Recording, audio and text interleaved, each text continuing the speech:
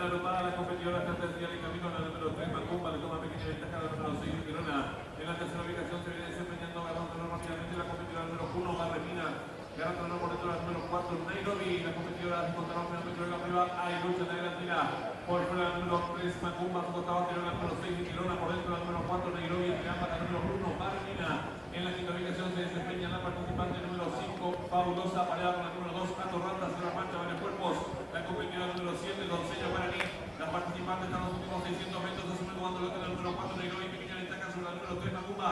Ganando por fuera la número 6, Girona, y la competidora del Gran Derby de Asunción para hembras. Está en la recta final.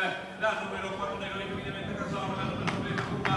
En la tercera ubicación se desempeña la participante número 6, Girona. Después de los últimos 300 metros finales por el centro de la pista, la número 3, Macumba. Le toma pequeña ventaja la número 6, Girona. Tercera se desempeña la número 4, Nairobi. Después de los últimos 200 metros finales, la número 3, Macumba. Cuerpo de ventaja sobre la número 6, Girona.